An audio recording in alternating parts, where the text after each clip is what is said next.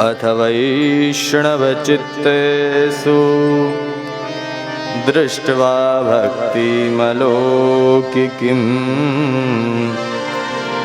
निजलोकं परित्यज्य भगवान् भक्तवत्सलः वनमाली घनश्याम पीतवासा मनोहरः काञ्चीकलापरुचिरो लसन् मुकुटकुण्डलः अथ वैष्णवचित्तेषु दृष्ट्वा भक्तिमलौकिकीं। बोलिए श्री भागवत भगवान की जय।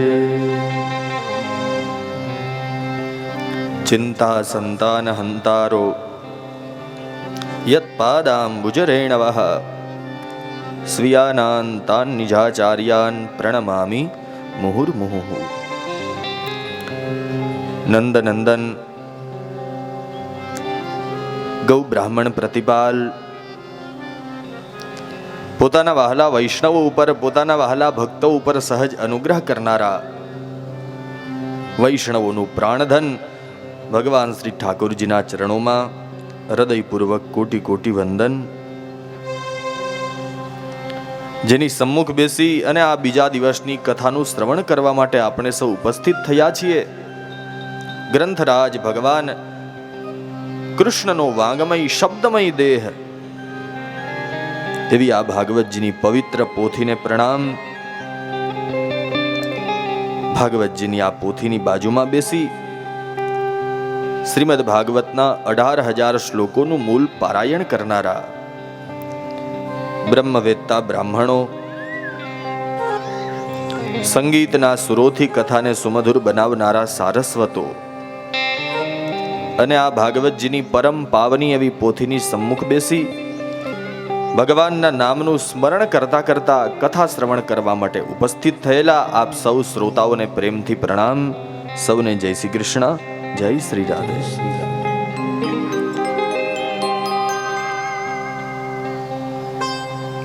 આકોલવાડી ગામના આંગણે સ્વર્ગસ્થ વર્ષાબેન તેમજ સ્વર્ગસ્થ બાબુભાઈ ડાયાભાઈ સેંજલિયાના તેમજ સમસ્ત સેંજલિયા પરિવારના પિતૃઓના મોક્ષાર્થે મનોરથી શ્રી વિનોદભાઈ ડાયાભાઈ સોલંકી, એમના બંને દીકરાઓ ભરતભાઈ અને દિલીપભાઈ તેમજ સમસ્ત સેંજલિયા પરિવાર આયોજિત આ શ્રીમદ ભાગવત કથાના દ્વિતીય સત્રમાં વ્યાસપીઠથી આપ સૌને આવકારું છું, આપ સૌનું સ્વાગત કરું છું। મહાપુરુષો કહે છે કે ભગવાન છે ને મને તમને જીવવા માટે દરરોજ, માણસ કંઈ ભલે એ તો શરીર છે ને એ જીવનમાં એકવાર મરે, બાકી જિંદગી છે ને એ તો રોજ મને તમને નવી નવી મળે। રોજ હવારમાં નવો દિવસ ઉગે એટલે માનવાનું ભગવાને મને તમને જીવવા માટે નવી 24 કલાક આપી।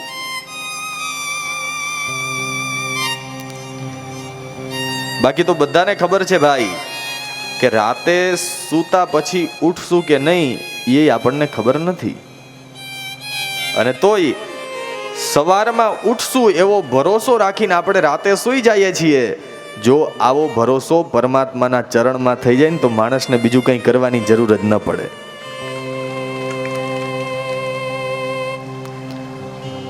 તો ભગવાને મને તમને આ ઉત્તમ સમય આપ્યો છે તો આ સમય કંઈક સાર્થક થાય, આપણા જીવનનો કંઈક 3 કલાક સુધરી જાય અને કંઈક ભગવાનનું નામ લેવાઈ જાય, કંઈક ભાગવત આપણા જીવનમાં જીવાઈ જાય એવો આપણે સૌ મળીને પ્રયત્ન કરીએ।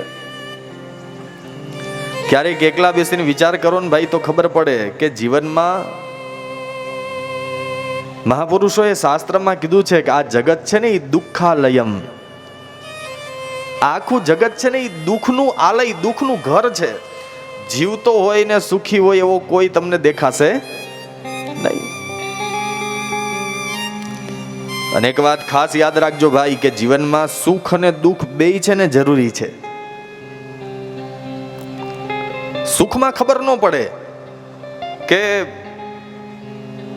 દુનિયા કેવી છે, સમાજ કેવો છે, આપણા સગા સંબંધીઓ કેવા છે, મિત્રો કેવા છે, એ સુખમાં ખબર ન પડે. ક્યારે ખબર પડે? દુઃખ આવે ને ત્યારે. અને સુખ અને દુઃખ બે જરૂરી છે. દુઃખ છે એ તમને જગતનો પરિચય આપે, અને જ્યારે દુઃખ આવે ને ત્યારે ખબર પડે કે આ જગતની અંદર સાચો સગો કોઈ હોય તો આપણા ઈષ્ટદેવ ઠાકોરજી, કે જે ભગવાનમાં તમને શ્રદ્ધા હોય, જે પ્રભુને તમે માનતા હો, ભગવાન સિવાય દુનિયાનો સાચો સગો કોઈ છે જ નહીં. યાદ રાખજો. સુખમાં બધાય હારે હોય, દુઃખ આવે ને ત્યારે એકલા જ એની સામે લડવાનું હોય. ભગવાનને હારે રાખશો તો કઈ ભગવાન આવીને કોઈની સામે તલવાર લઈને તમારા માટે લડવાના નથી. યાદ રાખજો, ભગવાનની ભક્તિ કરો એટલે દુઃખ વયા જાય એવું નથી. ભગવાનની ભક્તિ કરો ને તો અમુકના વધારે આવે.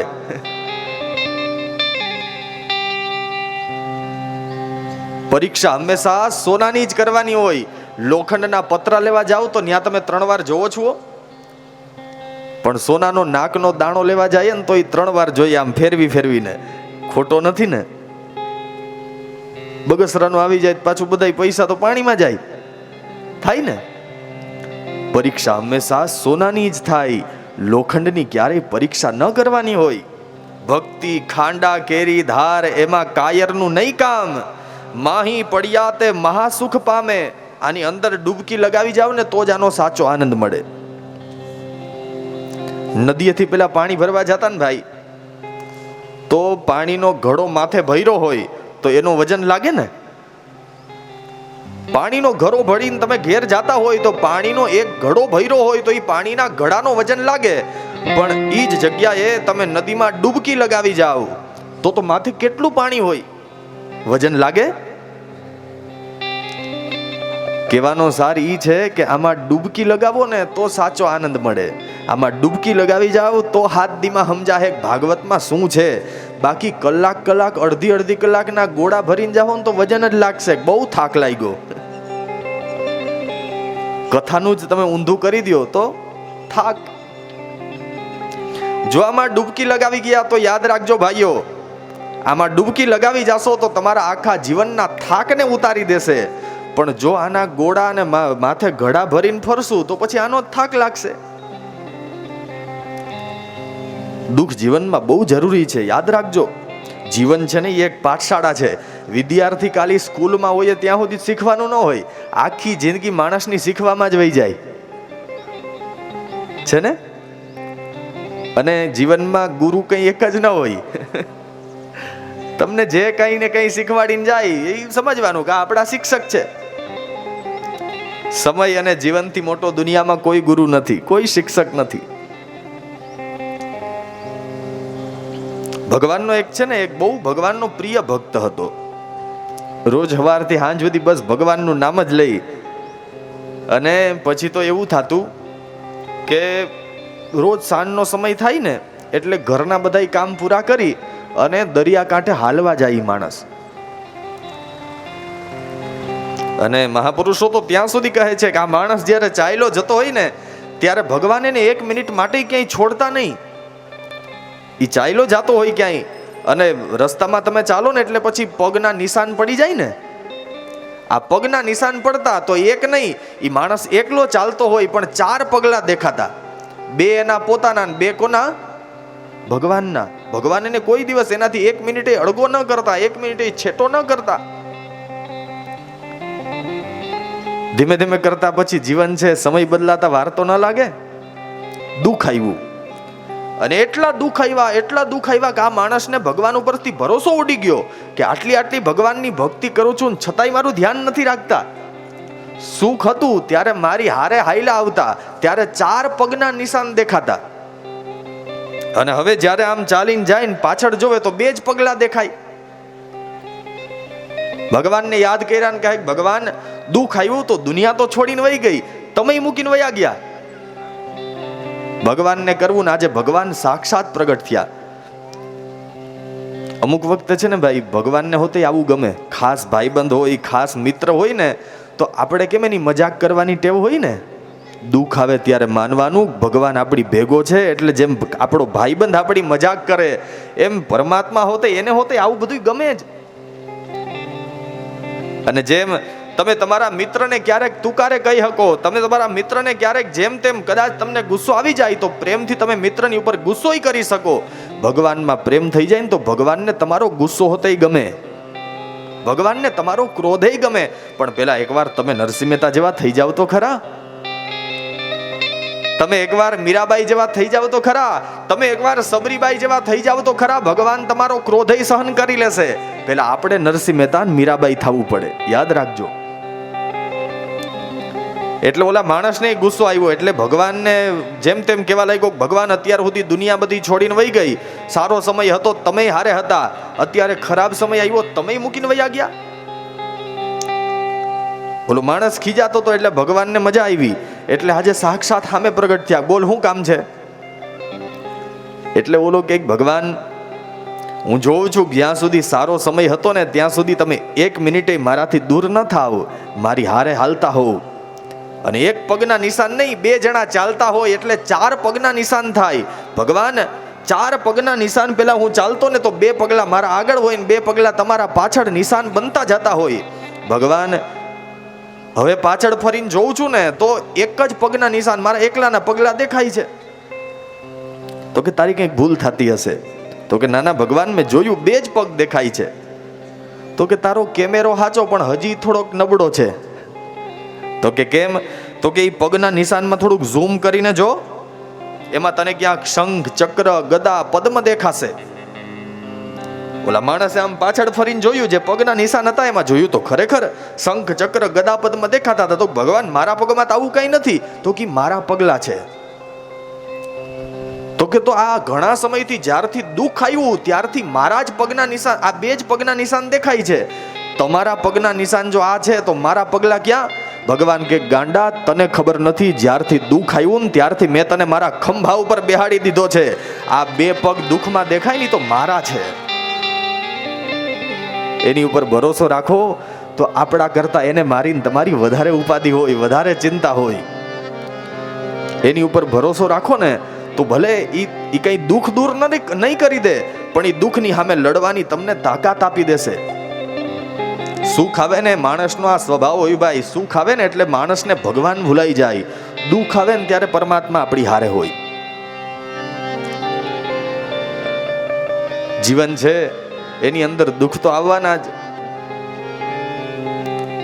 તો આ દુઃખની સામે કલયુગની અંદર ટકવું હોય તો આવા કોઈ સંતોના કે શાસ્ત્રોના શરણે જઈએ તો દુઃખમાંથી નીકળવાનો રસ્તો મળી જાય.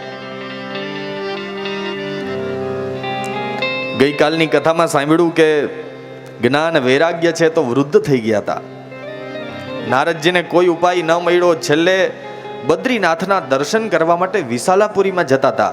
અને એ સમયે સનત કુમારો મળ્યા ને કહ્યું, મહારાજ તમે જે વાતથી દુઃખી થાવ છો એનો ઉપાય તો પહેલેથી જ બતાવેલો છે. ઉપાય સુખ સાધ્યોત્ર વર્તતે પૂર્વ એવહિ. શ્રીમદ ભાગવતની કથા કરો, એ જ્ઞાન યજ્ઞથી ભક્તિ જ્ઞાન વૈરાગ્યનું દુઃખ દૂર થશે. અને જ્યાં કથા શરૂ થઈ ત્યાં ભૃગુર વસિષ્ઠ ચ્યવનશ્ચ ગૌતમો મેધા તિથિર દેવલ દેવરાતો.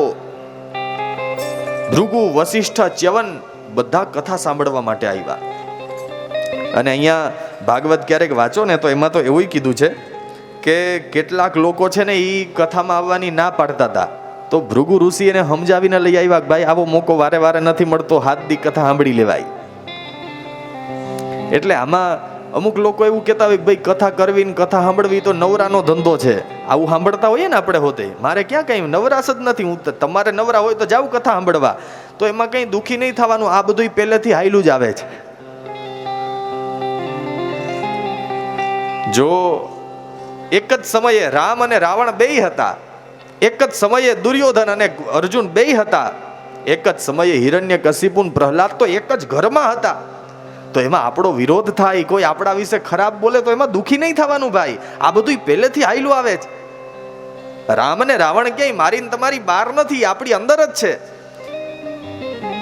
જો આપણા વિચારો રાવણ જેવા તો આપણામાં એનામાં કઈ ફરક નહીં, અને જો આપણામાં મર્યાદા હોય, આપણામાં પિતૃભક્તિ હોય, આપણામાં ભાઈ ભાઈ માટેનો પ્રેમ હોય, સ્નેહ હોય, લાગણી હોય, સમર્પણ કરવાનો ભાવ હોય, કિંમતીમાં કિંમતી વસ્તુ ત્યાગી દેવાની ભાવના હોય, તો યાદ રાખજો તમે જ રામ છો ને તમે જ રાવણ છો.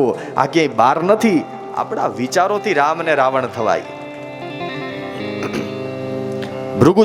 ભૃગુ મુનિએ કેટલાક લોકો જે નતા આવતા એને સમજાવ્યા, ભાઈ તમે કથા સાંભળવા ચાલો, સમજાવીને લઈ આવ્યા. પ્રસંગ કરતા હોય ને પછી કોઈ પણ જગ્યાએ હોય આવું થતું જ હોય. આ પહેલેથી ચાલ્યું આવે. અને પછી અહીંયા તો એવું કીધું છે, વેદાંત શાસ્ત્રાણિ વેદાશ્ચ મંત્રાસ તંત્રાસ મૂર્તયઃ દશ સપ્ત પુરાણાની ષટ શાસ્ત્રાણિ તથા યયુઃ. વેદો, પુરાણો, ઉપનિષદો બધાય કથા સાંભળવા બેઠા છે. ગંગાદ્યઃ સરિતસ્તત્ર પુષ્કરાદિ સરાંસી ચ ક્ષેત્રાણિ ચ દિશા સર્વા દંડકાદિ વનાની ચ. દંડકારણ્ય, નૈમિષારણ્ય, આ બધા વનો છે એ પણ કથા સાંભળવા બેઠા. યાદ રાખજો ભાઈ, જો ખરેખર ભાવ આવો રાખશો ને તો યાદ રાખજો, આ 7 દિવસ છે ને એ તમારા જીવનના ગોલ્ડન દિવસો છે, સોનાના દિવસો છે. પણ આ બધું તો ભાવ હોય તો થાય. જે સમજે છે એના માટે આ જ શ્રેષ્ઠ છે, અને જે નથી સમજતા એને તમે કઈ કઈને હાથ દીમાં થાકી જાવ તોય માનવાના જ નથી. આ 7 દિવસ એ તમારા જીવનના ગોલ્ડન ટાઈમ છે. તમે દુનિયાની સૌથી શ્રેષ્ઠમાં શ્રેષ્ઠ જગ્યાએ બેઠા છો, ભૂલી જતા નહીં. કારણ ભાગવત પ્રમાણ આપે, આ કોઈ ઘરની વાત નથી. જે જગ્યાએ કથા ચાલતી હોય ત્યાં ગંગાદ્યા સરિતસ્તત્ર પુષ્કરાદિ સરાંસી ચ ક્ષેત્રાણિ ચ દિશઃ સર્વા દંડકાદિ વનાની ચ. પુષ્કર વગેરે તીર્થો છે 7 દિવસ માટે. ક્યાં હોય? જ્યાં કથા સાંભળવા, કથા ચાલતી હોય ને ત્યાં તીર્થોને બોલાવવા ન જવા પડે. ગંગાજી, યમુનાજી બધા અહીંયા જ છે. હિમાલય, ગિરનાર, આ બધા પર્વતો અત્યારે ક્યાંય બહાર નથી. ભાગવત હોય ત્યાં બધા એમને આવે. અને યાદ રાખજો, જ્યાં જ્યાં કથા ચાલતી હોય ને ભાઈ, મહાપુરુષો કહે છે કે ત્યાં કોઈ એવા મહાપુરુષની ચેતના આવી જાય ને તો 7 દિવસનો જે પ્રસંગ તમે ધાર્યો હોય ને એના કરતાંય વધારે સારો થાય. આ કોણ કરવા આવે? ક્યારેક ક્યારેક કથા પૂરી થાય ને પછી છેલ્લે યજમાનના મોઢેથી અમે એવું જ સાંભળતા હોય કે શાસ્ત્રીજી હાથ દીમાં બધું કેમ થયું ને અમને જ ખબર નથી. થાય ને આવું? અને તમે વિચાર કરો ભાઈ, ખાલી 2 દિના લગ્નનો પ્રસંગ કરવો હોય ને તોય અઠવાડિયું પાછો થાક લાગે. લાગે કે નહીં? મુંડી હલાવો, જાગતા રહેજો.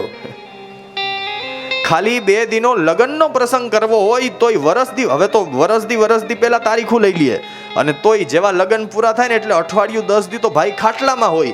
7 દિનો પ્રસંગ કરવો કઈ હેલો નથી. આ તો આવા કોઈ મહાપુરુષોની ચેતના આવી જાય, આવા કોઈ તીર્થો આવીને બેસી જાય, પરમાત્મા કોઈ ને કોઈ સ્વરૂપ આવીને તમારું કામ કરીને 7 દીનું કામ કરીને જતા રહીએ, ખબર ન પડે. બાકી 7 દીના ઉજાગરા કોક દી કેમનેમ કરજો, એ તો જે કથા કરતા હોય એને ખબર હોય. અને હું તો વારે વારે કહું ભાઈ કે અહીંયા બેઠા પછી હું બોલવું ન બોલવું ની વક્તાના હાથમાં નથી હોતું. પરમાત્મા જે પ્રેરણા કરે ને એ જ અમારાથી બોલાય. બાકી આવું કઈ અમે નક્કી કરીને ન આવ્યા હોઈએ. 3 કલાક બાકી ઉતારે બેઠા બેઠા બોલવા ધારીએ ને તોય ન બોલાય. એક ટાઈમની કથા હોય તો 4 કલાક પાણી પીધા વગરનું આમ અમથા અમે ધારીએ ને તોય ન થાય. આ સ્થાનનું મહત્વ છે, કોઈ વ્યક્તિનું મહત્વ નથી. તમે પગે લાગતા હોય, તમે માન આપતા હોય તો ભાગવતજી અમારી હારે છે. આ પીઠને તમે નમસ્કાર કરો છો, અમે તો તમારા જેવા માણસ જ છીએ. તો યાદ રાખજો, આ દુનિયાનો સૌથી શ્રેષ્ઠમાં શ્રેષ્ઠ જગ્યાએ બેઠા છો. અહીંયા મહાત્મ્યમાં પણ સૂત પુરાણી કહે કે શૌનકજી, જેવી કથા શરૂ થઈ એટલે બધા તીર્થો આવ્યા, વેદો આવ્યા, ઉપનિષદો આવ્યા, બધાય ભાગવતની કથા સાંભળવા બેઠા છે. સુંદર મજાની કથા ચાલતી હતી અને સનત કુમારો કહેવા લાગ્યા ભાગવતનું સેવન છે એ ખાલી 7 દિવસ માટે નહીં. મહાપુરુષો તો કહે છે કે તમારા ઘરમાં જો ઠાકોરજી બિરાજતા હોય ને, યાદ રાખજો આ પુષ્ટિ માર્ગનો નિયમ છે. અથવા તો કદાચ પુષ્ટાવેલા ઠાકોરજી ન પધરાવ્યા હોય તો કંઈ નહીં, ઠાકોરજીનું સ્વરૂપ જો તમારા ઘરની અંદર પધરાવેલું હોય તો 2 નિયમ છે. કાં તો તમે ભાગવતનો રોજ 1 અધ્યાય સંભળાવો તો પરમાત્મા રાજી થાય. ભગવાનને ભાગવત સાંભળવું બહુ ગમે. જો ઠાકોરજીની સેવા કરતા હોય તો રોજ ભાગવતનો 1 અધ્યાયનો પાઠ કરો. ઈ ન થાય તો એક વિષ્ણુ સહસ્ત્રનો પાઠ કરો.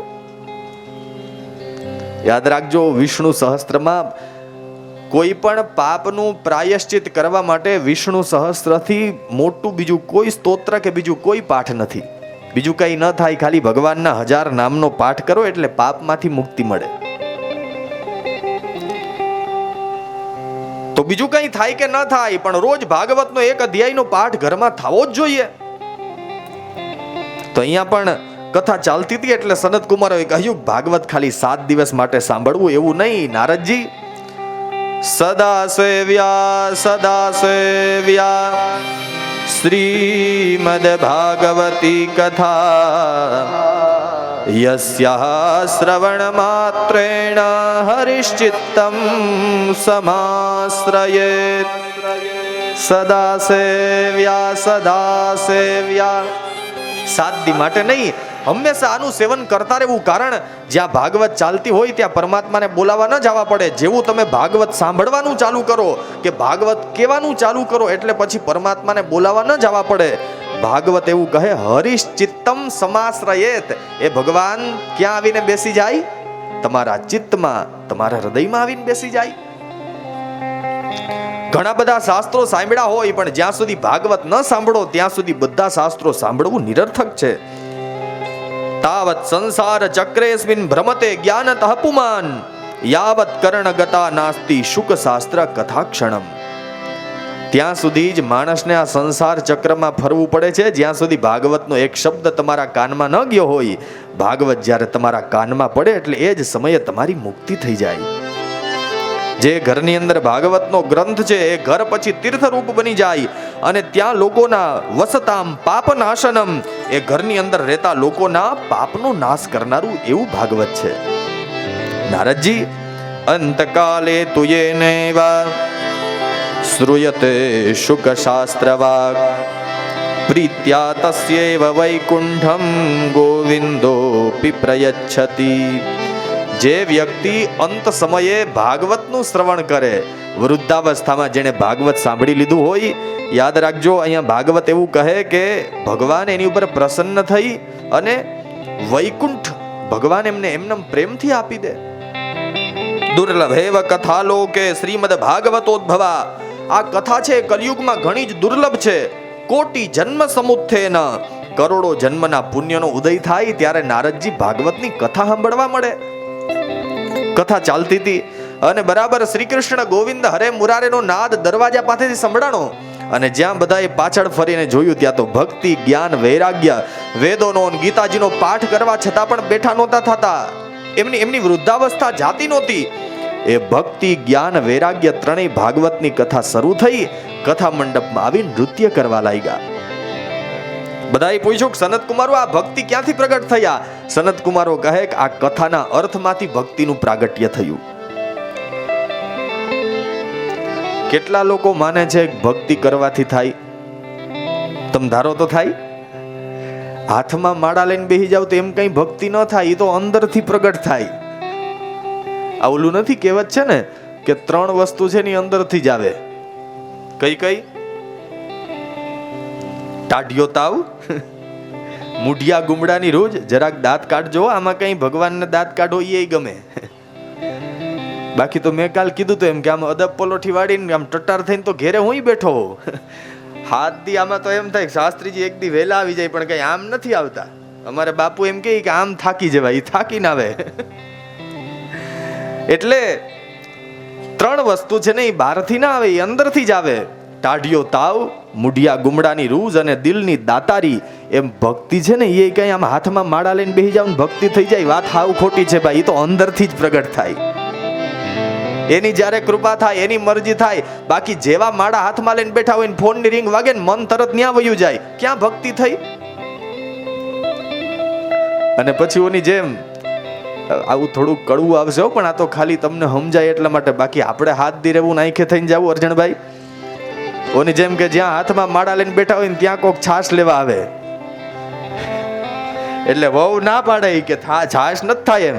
ત્યાં માળા મૂકીને ઉભા થાય કે શું થયું? હવે ના પાડી તો હા તો કે એનાથી ના પડાય જ કેમ? હું તને ના પાડું, જા છાશ છે તોય નથી દેવી. આમાં ક્યાંથી ભક્તિ થઈ? અને મોટા ભાગે મેં તો એવા જ જોયા છે ભાઈ, ભલે તમારા ગામમાં તો બહુ સારું હશે, પણ ઘણા એક ગામડાની અંદર હું ગયો ને તો એક બાપા 7 દી સુધી રોજ અમારા ઉતારાની સામે બેઠા હોય, પ્રફુલ બાપા. ખરેખર વાસ્તવિકતા. હાથમાં આવી માળા હોય અને જમણા હાથે માળા ફેરવતા હોય. જેવો આ જમણો હાથ થાકી જાય, ડાબા હાથે ચાલુ કરે. રમકડું જાણે કેમ હોય. અને એક હાથે માળા ફરતી હોય ને પછી ગામની વાત જ કરતા હોય. હમણાં તો ઓલા બે ભાઈઓ બહુ બાંધ્યા હતા. ક્યાં ભક્તિ થઈ? ઈ કરવાથી ન થાય. ઈ તો ભગવાન જેની ઉપર કૃપા કરે તો એની અંદરથી પ્રગટ થાય. એમ કથામાં બેહો તો ભક્તિ કરવી ન પડે. કથામાં બેઠા પછી ભક્તિ અંદરથી પ્રગટ થાય. ભક્તિએ કહ્યું કે મારે કથા સાંભળવી છે, ક્યાં બેસું? નારદજી કહે કે બધા વૈષ્ણવોના, ભક્તોના, શ્રોતાઓના હૃદયમાં તમે બેસી જાઓ. ભક્તિ દેવી બેઠા. યાદ રાખજો, ભક્તિ તમારા જીવનમાં પ્રગટી જાય ને પછી પરમાત્માને ગોતવા ન જવા પડે. પછી અહીંયા તો એવું કીધું, ભક્તિ સૂત્રોપનદ્દઃ. વડીલો બેઠા છે, બહુ સમજાવવાની જરૂર ન પડે, પણ આપણી એક કહેવત હતી કે સોનાની સાંકળથી બંધાઈ નહીં જે વ્યક્તિ ન આવે ને એ પ્રેમના તાતણે બંધાઈ જાય. ભક્તિ આવી જાય પછી કનૈયાને ગોતવા ન જાવો પડે. એ કનૈયો પછી સામે હાલીને આવી જાય. ભક્તિ તમારા જીવનમાં આવી જાય એટલે પછી ભક્તિ આવે એટલે બીજું કંઈ નહીં, ભગવાનને બોલાવવાનું ઇન્વિટેશન કાર્ડ, આમંત્રણ પત્રિકા એટલે ભક્તિ. એ આવી જાય એટલે પરમાત્મા પછી એમનેમ આવે. ભગવાન આવ્યા અને અહીંયા એવું કીધું છે કે ભગવાન પ્રગટ થયા એ સમયે ભગવાન વનમાલી ઘનશ્યામ, વનમાળા ધારણ કરેલી, ભગવાનનો શ્યામ વર્ણ હતો. અને પછી પીતવાસા મનોહર, પીળા પીતાંબર ધારણ કરેલા. અને જ્યાં બધાએ જોયું તો ભગવાનનું મનોહર દ્રશ્ય દેખાયું.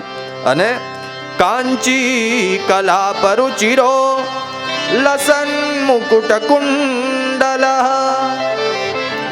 સુંદર મજાના કુંડળ ભગવાને ધારણ કરેલા. ભગવાન પધાર્યા, જય શબ્દ થયા, ભગવાનના નામનો જય જયકાર થયો. અને હવે નારદજી કહે કે ધન્ય છે આ ભાગવતની કથા, કે જે ભાગવતની કથાથી જ્ઞાન અને વૈરાગ્યનું, ભક્તિનું દુઃખ દૂર થયું. ધન્ય છે આ ભાગવતની કથા. આ કથા છે એ તો અલૌકિક છે. કથા છે એ આ ભાગવતની કથાનું મોટા મોટા મહાપુરુષો ગાન કરે છે. અને અહીંયા તો એવું લખ્યું છે કે કદાચ કોઈ પક્ષી હોય, કોઈ પશુ હોય, કોઈ મૂઢ માણસ હોય, એવો જો ભાગવતની કથા સાંભળે તો એ પણ પવિત્ર થાય. અલૌકિકોયમ મહિમા મુનીશ્વરઃ સપ્તાહજન્યોદ્ય વિલોકિતો મયા મૂઢાશઠાયે પશુ પક્ષિણોત્ર સર્વેપી નિષ્પાપતમા ભવંતી. ભાગવત સાંભળનારો કોઈ પણ વ્યક્તિ હોય, જો તમે તો આટલા સુંદર શાંતિથી સાંભળો છો એટલે નિષ્પાપ થઈ જાવ એવું એમાં કોઈ શંકા નથી. પણ અહીંયા તો એવું કીધું, કદાચ જો મારી વાત ઉપર ભરોસો ના આવે તો ભાગવતજી ઘરમાં હોય ને તો શ્રીમદ ભાગવતના મહાત્મ્યના 4થા અધ્યાયના 8મા શ્લોકમાં લખ્યું છે. કોઈ ઘરની વાત નથી. હું કહું તો કદાચ ભરોસો ના આવે કે શાસ્ત્રીજી હારું લગાડવા કહેતા હોય, હાથ દી બેઠા રહ્યો ને, એવું નથી. ભાગવતમાં લખ્યું છે કે કથા સાંભળનારો કોઈ પણ હોય, મૂઢા, કદાચ કોઈ મૂઢ માણસ હોય ને કથા સાંભળે તો એ પણ નિષ્પાપતમો ભવંતી, એ પણ નિષ્પાપ થઈ જાય. શઠા, કોઈ શઠ માણસ હોય એ કથા સાંભળે તો એ પણ પવિત્ર થઈ જાય. પશુ પક્ષીણોત્ર, કોઈ પશુ આવીને કથા સાંભળે, કોઈ પક્ષી આવીને કથા સાંભળે. યાદ રાખજો, અમે તો આ લગભગ 49મી કથા થાય છે ભાઈ. 2-3 કથામાં અમને આવા અનુભવ થયા. નિખિલભાઈ, ભલાણી પરિવારની કથા કદાચ તમને યાદ હોય તો એક કૂતરું રોજ વ્યાસપીઠની નીચે આવીને બેસે. સ્ટેજ હતું અને સ્ટેજની નીચે બરાબર વ્યાસપીઠ હતી. આ પ્રીતમ બાપુ ને ભાઈ હતા મારી હારે. રોજ વ્યાસપીઠની નીચે, સ્ટેજની નીચે આવીને બેસે. કથા પૂરી થાય પછી રાતના આ સાઉન્ડ વાળાની ખુરશી ઉપર સૂતું હોય. સવાર થાય એટલે વળી પાછું ત્યાંથી વ્યાસપીઠની નીચે વહી જાય. 7 દિવસ સુધી આવું થયું. 7મા દિવસે કથા પૂરી થઈ અને જ્યાં પોથીજી ઠાકોરજીના મંદિરે પધરાવીને પાછા બધા આવીને જોયું, ત્યાં એ કૂતરો ત્યાં ને ત્યાં એમણે દેહ છોડી દીધો.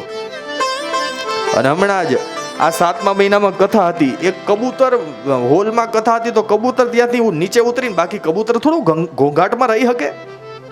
1 કલાક સુધી વ્યાસપીઠની આજુબાજુમાં બેસીને, એટલે આમાં કોણ કયો જીવ ક્યારે આવીને કથા સાંભળી જાય ભાઈ, એનો કઈ ભરોસો ન હોય. અને અહીંયા પછી પ્રશ્ન એવો થાય કે પશુ ને પંખી તો આવું કંઈ સમજે ને, એ ગુજરાતી ન સમજે, ન કંઈ કથામાં ખબર પડે, પણ મહાપુરુષો એવું કહે, ખાલી આનો ધ્વનિ, આનો શબ્દ, આનો અવાજ તમારા કાનમાં પડી જાય ને તોય એ નિષ્પાપ થઈ જાય. નારદજી કહે, ભાગવતની કથાને ધન્ય છે. આ કદાચ કોઈ મૂઢ માણસ સાંભળે તોય પવિત્ર થઈ જાય, કોઈ શઠ માણસ સાંભળે તોય પવિત્ર થઈ જાય, કોઈ પશુ સાંભળે, કોઈ પંખી સાંભળે તો પણ નિષ્પાપ તમો ભવંતી, એ નિષ્પાપી થઈ જાય. પણ સનત કુમારો, હજી મનમાં એક પ્રશ્ન છે. તો કે બોલો. તમે એવું કીધું કે ભાગવતથી પવિત્ર થાય, તો હવે અમને એ સમજાવો કે વિશુદ્ધ્યંતિ વદન્તુ મહ્યમ સપ્તાહ યજ્ઞેન કથામયેન. તમને એવું થશે કે વારે વારે શ્લોક બોલે એમાં તો કંઈ સમજાય નહીં, પણ આ શ્લોક છે નહીં, ભગવાનનું સાકાર સ્વરૂપ શબ્દમય દેહ છે.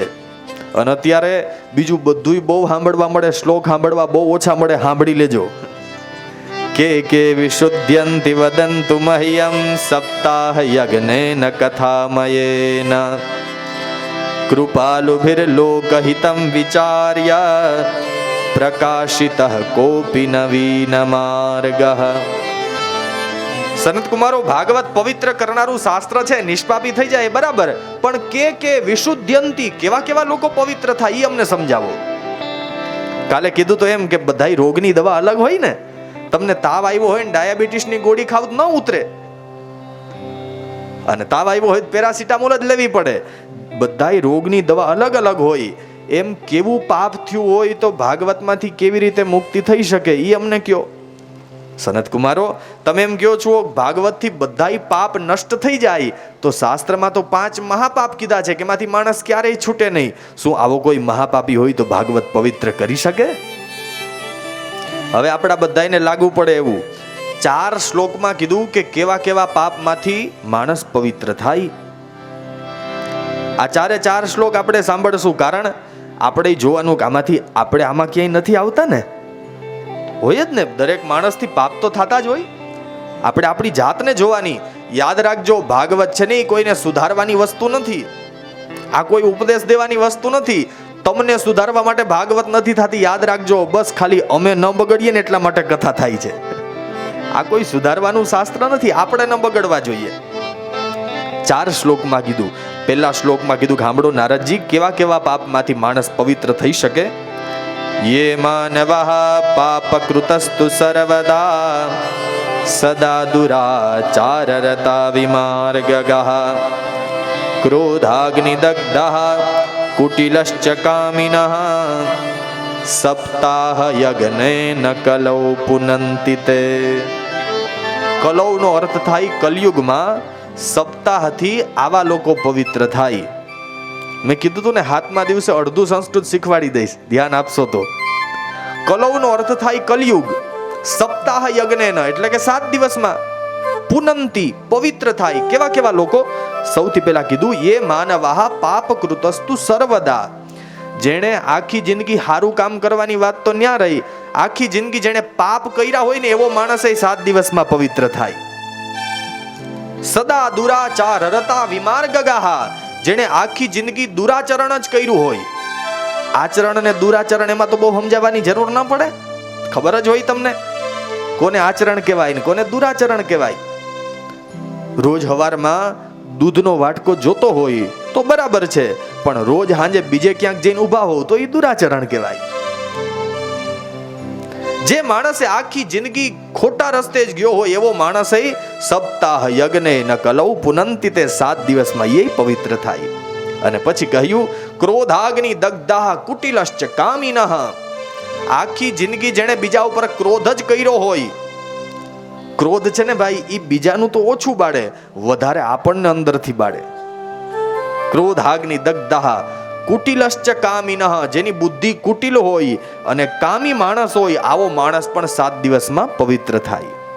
બીજા શ્લોકમાં કીધું કે હજી આગળ સાંભળો નારદજી, કેવા કેવા લોકો ભાગવતથી પવિત્ર થાય. સત્યેન હીનઃ પિતૃમાતૃદૂષકઃ તૃષ્ણાકુલાશ્ચાશ્રમ ધર્મવર્જિતઃ યે દાંભિકા મત્સરિણોપી હિંસકાઃ સપ્તાહ યજ્ઞેન કલૌ પુનંતિ તે.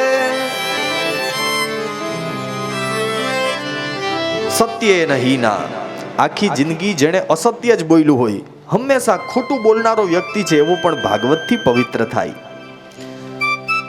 પિતૃ માતૃ દૂષકા, જેણે આખી જિંદગી માતા પિતાની હિંસા કરી હોય, માતા પિતાની નિંદા કરી હોય.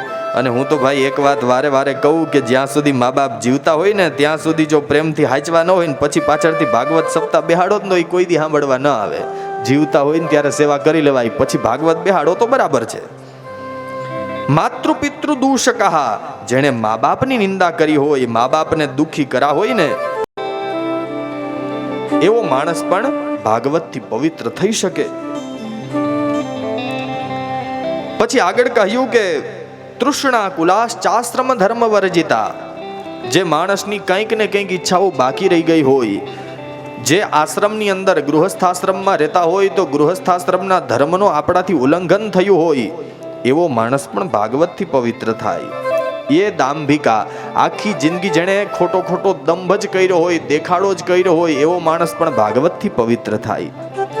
ત્રીજા શ્લોકમાં કહ્યું કેટલું જ નહીં નારદજી, હજી 2 શ્લોક છે. કહે સાંભળો નારદજી, આ બધા પાપ તો સામાન્ય છે, હજી કહીએ છીએ ભાગવત કેવા કેવા લોકોને પવિત્ર કરી શકે. પંચોગ્ર પાપઃ છલ છદ્મકારિણઃ ક્રૂરા પિશાચા ઇવ નિર્દયાશ્ચયે બ્રહ્મસ્વપુષ્ટા વ્યભિચારકારિણઃ સપ્તાહ યજ્ઞેન કલૌ પુનંતિ તે. પંચોગ્ર પાપા, શાસ્ત્રમાં કીધું છે કે નાના મોટા પાપમાંથી માણસ મુક્ત થઈ શકે, પણ 5 છે ને એ મહાપાપ છે, એમાંથી માણસ કોઈ દિવસ છૂટે નહીં. એમાં સૌથી પહેલું, જો હેમાદ્રી ક્યારેક હવનમાં સાંભળ્યું હોય તો ગોરબાપા સંભળાવે, પેલું બ્રહ્મ હત્યા, બ્રાહ્મણની હત્યા મહાપાપ છે. સ્વર્ણસ્તેય, સોનાની ચોરી, એ પણ મહાપાપ છે.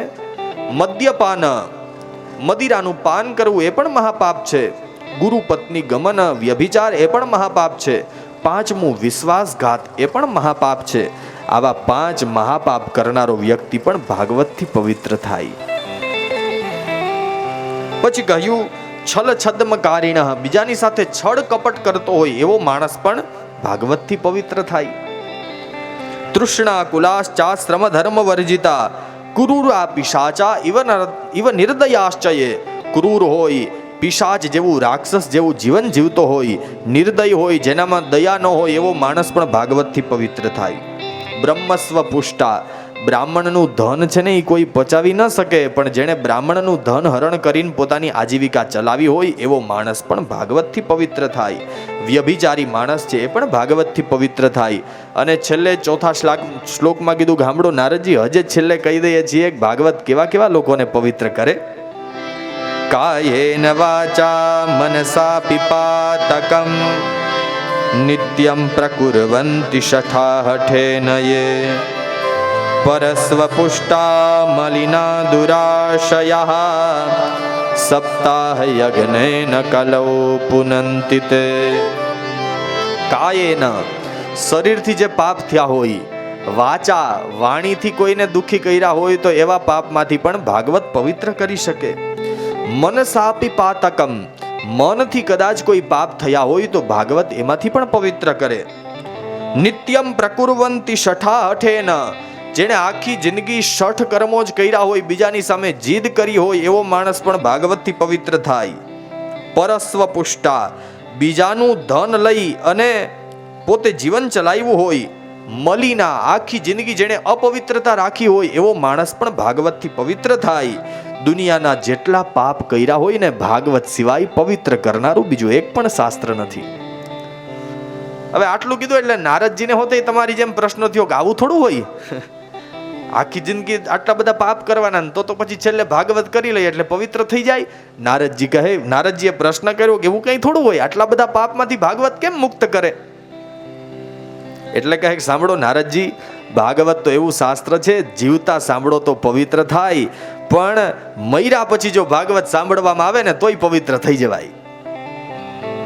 તો કે જીવતા હોય તો બરાબર, મર્યા પછી કેમ સાંભળવું? પછી તો આ શરીર ન હોય. તો કે સાંભળો, હું તમને એક એવા વ્યક્તિની કથા સંભળાવું છું જેને મર્યા પછી ભાગવત સાંભળ્યું પવિત્ર થઈ ગયો. પહેલાના સમયની અંદર તુંગભદ્રા નદીને કિનારે એક સુંદર નગર હતું. આ નગરની અંદર એક બ્રાહ્મણ રહેતા હતા. ચારેય વર્ણ, બ્રાહ્મણ, ક્ષત્રિય, વૈશ્ય અને શૂદ્ર બધા રહેતા હતા. એમાં આ નગરની અંદર એક બ્રાહ્મણ રહેતો હતો. આ બ્રાહ્મણનું નામ હતું આત્મદેવ પુરે તસ્મિન સર્વવેદ વિશારદઃ શ્રોતસ્માર્તે સુનિષ્ણાંતો દ્વિતીય ઇવ ભાસ્કરઃ. આત્મદેવ નામનો પવિત્ર બ્રાહ્મણ રહેતો હતો. આ બ્રાહ્મણ છે એ કોઈ સામાન્ય બ્રાહ્મણ નહીં, બ્રહ્મ જાનાતિ, બ્રહ્મને જાણનારો, વેદ અને શાસ્ત્રોનો જાણનારો એવો પવિત્ર બ્રાહ્મણ હતો. અને આ બ્રાહ્મણ છે એ શ્રોત સ્માર્તેસુ નિષ્ણાંત, શુભ કાર્ય અને અશુભ કાર્ય, લગ્ન વિધિ હોય તો એ કરવાનું જાણતો, અને કોઈ મૃત્યુ થઈ જાય ને પછી શ્રાદ્ધ વિધિ કરવાની હોય ને તો એ આ ગોરબાપાને આવડતી, એવો પવિત્ર બ્રાહ્મણ હતો. અને દ્વિતીય ઇવ ભાસ્કરઃ, બ્રાહ્મણ જ્યારે બજારમાં નીકળે તો જાણે સાક્ષાત સૂર્યનારાયણ પૃથ્વી ઉપર આવ્યા હોય ને એવો તેજસ્વી બ્રાહ્મણ હતો. યાદ રાખજો ભાઈ, તમે કોઈ દેવની ભક્તિ કરતા હોય, કેટલા જપ કરો છો, કેટલી ભક્તિ કરો છો ને કોઈને કહેવાની જરૂર ન હોય. આમે શાસ્ત્રનો નિયમ છે ભાઈ, ભગવાનનું નામ ભક્તિ છે ને એનો દેખાડો ન કરાય, હંમેશા ગુપ્ત જ હોવી જોઈએ.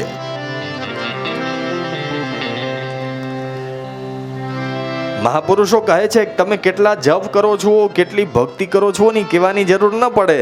તમારી જે ભક્તિ હોય, તમારા જે જપ હોય, તમારું જે પુણ્ય હોય ને એનું તેજ તમારા ચહેરા ઉપર દેખાઈ જ જાય.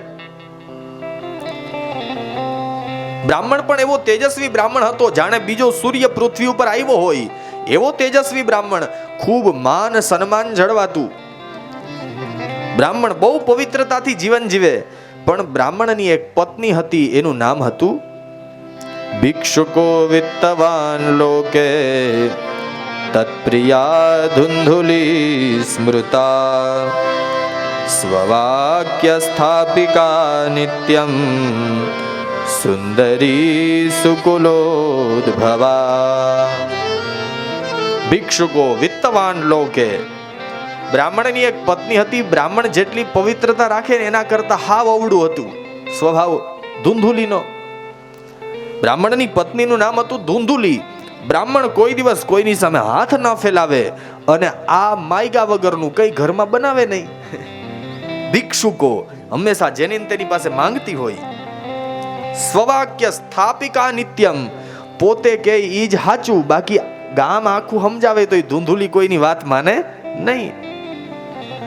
સુંદરી સુકુલોદ્ભવા, સુંદર સ્વરૂપ હતું, સારા કુળમાં જન્મ થયો તો પણ સ્વભાવ સુધરો નહીં. યાદ રાખજો ભાઈ, 7 દિવસની આ કથા મેં તમને કીધું ને, આ કોઈને સુધારવાની કથા નથી. જેમ રામ અને રાવણ આપણી અંદર છે ને, એમ આત્મદેવ ને ધુંધુલી એ ક્યાંય બહાર નથી, એ આપણી અંદર જ છે. આત્મદેવ બ્રાહ્મણની જેમ જો આપણું જીવન પવિત્ર હોય, જો તમે પવિત્રતાથી જીવન જીવો છો, તમે ભગવાનની ભક્તિ કરો છો, આત્મદેવ બ્રાહ્મણ એટલે બીજું કોઈ નહીં, આપણા શરીરમાં જે આત્મા છે ને એ જ આત્મદેવ બ્રાહ્મણ છે. આ ક્યાંય બહાર ગોતવા જાઓ તો નહીં મળે.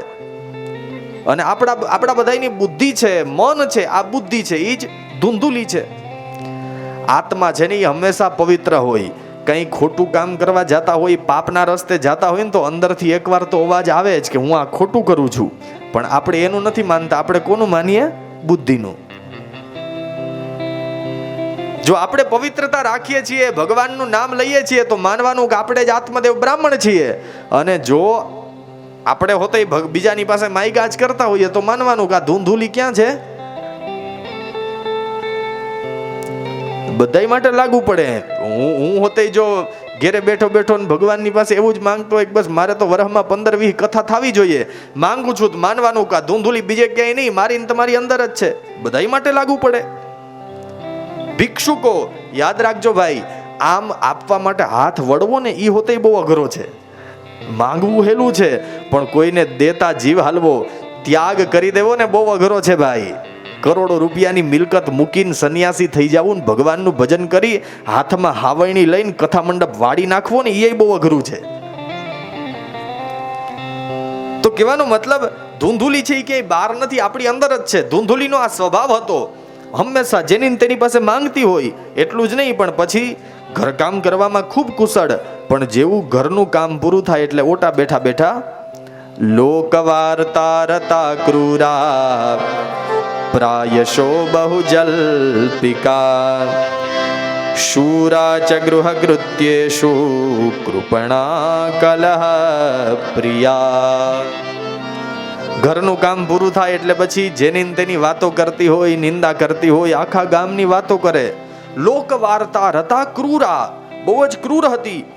પ્રાયશો બહુ જલ્પિકા. હંમેશા સ્ત્રીનો એક સ્વભાવ હોય ભાઈ, ઘરની અંદર વાતો કરતા હોય એ બરાબર છે, પણ બહાર જઈને પછી સ્ત્રી જેટલી મૌન હોય ને એટલી સારી લાગે. માફ કરજો, પણ આ તમે થોડીક વાર એવું હોય તો આ બધું ભૂલી જાજો, આ બધાને સંભળાવી દઉં. પ્રાયશો બહુ જલ્પિકા. મૌન છે ને એ સ્ત્રીનું સૌથી મોટામાં મોટું આભૂષણ છે.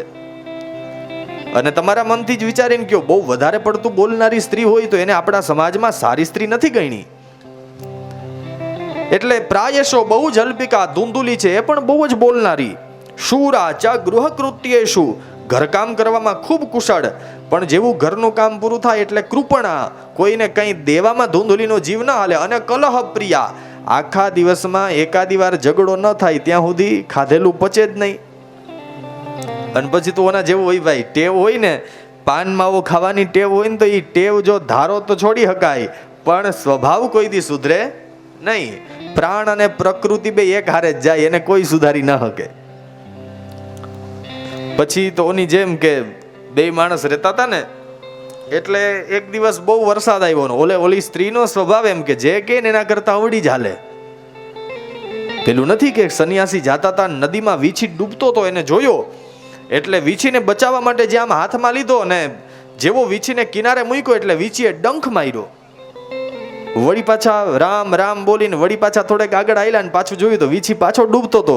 વળી પાછા બચાવવા માટે હાથમાં લઈને પાછો કિનારે મૂક્યો, વીછીએ બીજી વાર ડંખ માર્યો. ત્રીજી વાર એ પાછું એવું થયું, જ્યાં વીછીને બચાવવા માટે હાથમાં લઈને કિનારા ઉપર મૂક્યો ત્યાં વીછીએ ત્રીજી વાર ડંખ માર્યો. ચોથી વાર જ્યાં બચાવવા જતા હતા એક માણસે રોકીને પૂછ્યું કે મહારાજ આ શું કરો છો? 3 વાર તમને વીછીએ ડંખ માર્યો ને તોય બચાવવા જાવ છો? સન્યાસીએ કીધું ભાઈ મને ખબર છે કે હું એને જેટલી વાર બચાવીશ ને એટલી વાર ડંખ મારશે, પણ ઈ વીછી છે એનો સ્વભાવ છે ડંખ મારવાનો, અને હું ભગવાનનો ભક્ત છું, મારું કામ છે ડૂબતાને બચાવવાનું. ઈ એનો સ્વભાવ નથી છોડતો ને હું મારો સ્વભાવ નથી છોડતો. એટલે પછી ઓલા બે જણા રહેતા ને તો જે કે એના કરતા આવડી ચાલે. એમાં એક દિવસ બહુ વરસાદ થયો ને એટલે પછી બધી ઘર વખરી ને બધું તણાઈને જાતું હતું બાપુ. એટલે બધું તણાઈને જાતું હતું એટલે પછી એમાં બે માણસ જાતા હતા ને એટલે ઓલાએ કીધું કે ભાઈ આમ જો બહુ પાણી છે, હાથ મૂકતી નહીં બાકી તણાઈ જાય. અને જ્યાં કીધું કે હાથ મૂકતી નહીં ત્યાં સ્વભાવ જ એવો હતો, હાથ મૂકીને કે જેદુનો તમારો હાથ પકડો ને તેદીની જ આ બધી માથાકૂટ છે. પાણી બહુ જાતું હતું એટલે તણાઈ ગઈ એની પત્ની. ઓલો માણસ છે એની ઘરવાળીને ગોતવા નીકળ્યો, એટલે પાણી આમથી આવતું હતું, કઈ તણાઈને જાય તો પછી આમ જાય ને, એટલે ઓલો ભાઈ છે ને આમ ગોતવા ગયો. એટલે કોઈએ પૂછ્યું ભાઈ તમારું શું ખોવાઈ ગયું? તો કે મારી ઘરવાળી તણાઈ ગઈ. એટલે પછી ઓલા કોઈએ કીધું ભાઈ ઘરવાળી તણાણી હોય તો આમથી પાણી આવે છે, તણાઈ તો આમ તણાઈ ને, તમે આમ હું કામ ગોતવા જાવ? તો કે ભાઈ 20 વર્ષ કાઢ્યા મને નહીં ખબર હોય, 20 વર્ષમાં કોઈ દી સીધી હાઈલી નથી. ઈ તણાઈ તો સામે પાણી જ તણાઈ, સ્વભાવ કોઈ દી સુધરે નહીં. તો અહીંયા ધૂંધુલીનો પણ સ્વભાવ આવો હતો, આખો દિવસ બીજાની નિંદા કરે, બધી બીજાની સાથે ઝઘડો કરતી હોય, ક્રૂર સ્વભાવની હતી. ઘરકામ કરવામાં ખૂબ કુશળ, પણ કોઈને દાન ન કરે. બે દંપતીનું જીવન ચાલતું, પણ હવે જેમ જેમ કરતા ઉંમર વધવા લાગી એમ એક વાતની ચિંતા થવા લાગી. એક જ વાતની ચિંતા થતી કે આટલું બધું ધન દોલત સંપત્તિ છે, પણ અમારે ત્યાં એક પણ સંતાન નથી. યાદ રાખજો, સમય હવે બહુ ખરાબ આવતો જાય છે ભાઈ. જે મા બાપ દીકરાને ઉછેરીને મોટા કરતા હોય અને પછી ગઢપણમાં 3 માળના બંગલામાં એક છોકરો છે ને એ પોતાના મા બાપને નથી હાચવી શકતો. આ કડવી વાસ્તવિકતા છે. અને એટલા માટે જ આપણા કવિઓએ બહુ સરસ વાત કરી છે ને કે જો તમારે ત્યાં સારા સંતાન થાય ને તો સુખી થવાય, બાકી જન્મ જે સંતને આપે જનેતાએ જય કહેવાય. જન્મ જે સંતને આપે જનેતાએ જન્મ જય સંતને આપે જનેતાએ જય કહેવાય.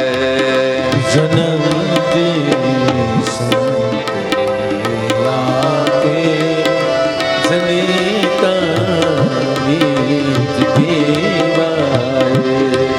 ન જન્મે વીર કે શૂરો ન જન્મે સંત ઉપકારી ન જન્મે વીર કે શૂરો ન જન્મે સંત ઉપકારી ન જન્મે વીર કે શૂરો ન જન્મે સંત ઉપકારી ન જન્મે વીર કે શૂરો ન જન્મે સંત ઉપકારી ન કામા ન ભલે જન્મે સમજવી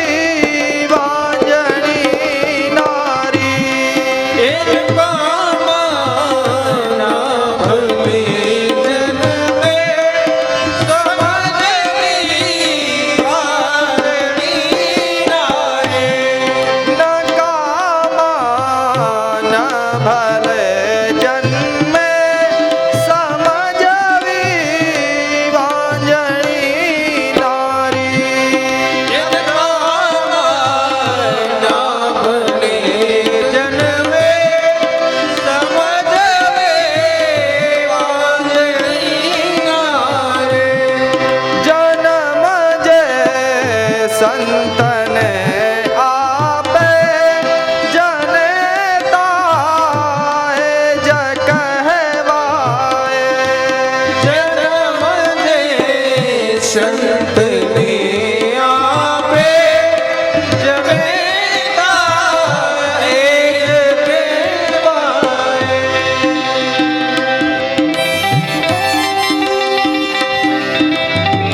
આ સાચું.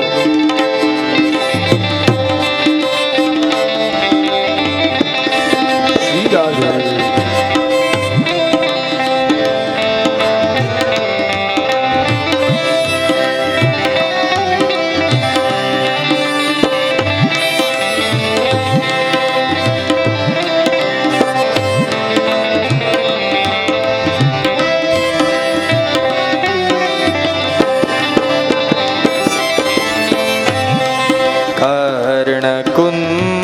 કર્ણકુંતાતણો જાયો બન્યા ભગવાન ભિખારી. કર્ણકુંતાતણો જાયો બન્યા ભગવાન ભિખારી. કર્ણકુંતાતણો જાયો બન્યા ભગવાન ભિખારી. કુંતાતણો જાયો બન્યા ભગવાન ભિખારી. કસોટી કર્ણની કીધી ખરેખર ધન્ય જણનારી. એક સોટી કરને કીધે ખરેખર ધન્ય જણનારી. કસોટી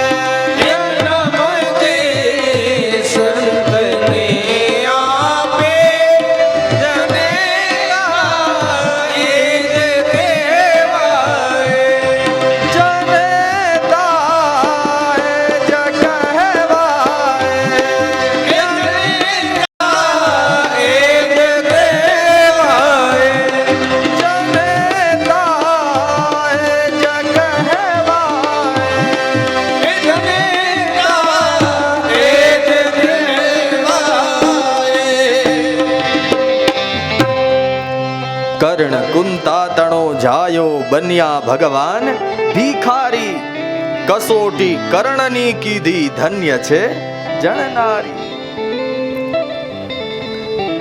એટલે સંતાન ન હોય તો જ દુઃખી થવાય એવું જરૂરી નથી ભાઈ. સમય દિવસે દિવસે બહુ કપરો આવતો જાય છે. એટલે આત્મદેવ બ્રાહ્મણ અને ધુંધુલી બેયનું જીવન સુંદર રીતે ચાલતું, બેયનો સ્વભાવ વિપરીત, પણ આત્મદેવ બ્રાહ્મણ શાંત, એટલે કોઈ દિવસ કંઈ કહે નહીં, પોતાની રીતના જીવવા દે. પણ જેમ જેમ ઉંમર ઢળતી ગઈ ને એમ એક વાતની ચિંતા થવા લાગી. આટલું બધું માન સન્માન છે, આટલી બધી ધન દોલત સંપત્તિ, પણ મારા ગયા પછી આ બધું ભોગવવા વાળું કોણ? અને પછી તો જેમ જેમ ઉંમર થતી જાય ને એમ પછી સંતાન પ્રાપ્તિ માટેના અનેક ઉપાય કર્યા, પથ્થર એટલા દેવ પૂજ્યા. અને અહીંયા તો એવું કીધું છે કે પછી જેટલું ધન હતું ને એમાંથી અડધું ધન તો સંતાન પ્રાપ્તિ માટે થઈને ખર્ચી નાખ્યું.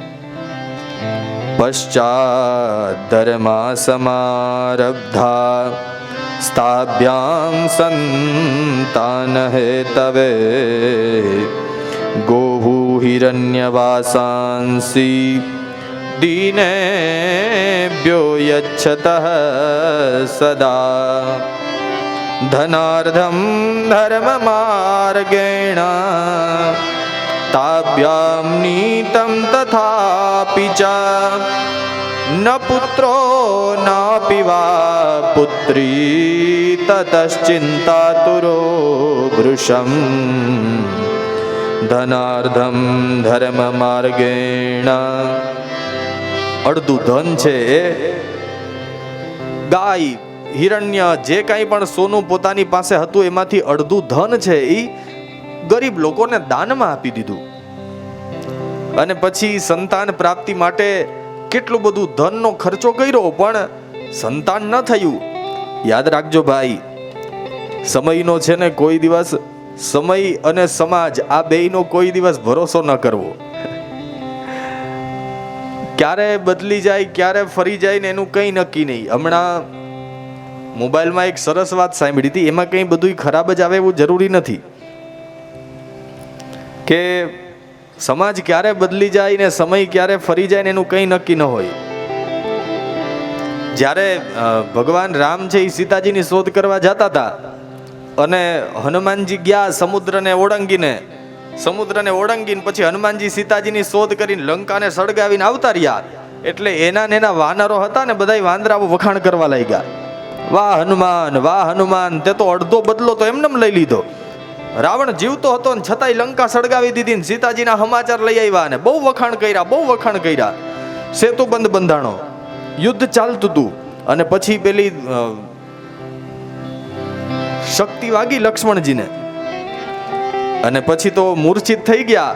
એટલે પછી લંકાની અંદર જ એક વેદ હતા, હનુમાનજીને લઈ આવ્યા સુષેણ વેદને. વેદ કહે કે આના માટે તો એક સંજીવની બુટી છે, જો એ સંજીવની કોઈ લઈ આવે તો જ આ લક્ષ્મણજી સવાર સુધીમાં જીવે, બાકી તો એને બચાવવા મુશ્કેલ છે. એટલે એક વાનરે પૂછ્યું એમ કે તમે આવડું મોટી લંકા લઈને બેઠા છો અને એક ખાલી ઔષધિ નથી તમારા રાજની અંદર. એટલે ઓલા સુષેણ વૈદે કીધું કે હતી તો ખરા, પણ તમારામાંથી એક વાંદરો આવ્યો, એક વાનર આવ્યો ને એ બધું હળગાવીને વયો ગયો. એમાં સંજીવની વિધિ, સંજીવની બુટી હોતે હળગી ગઈ.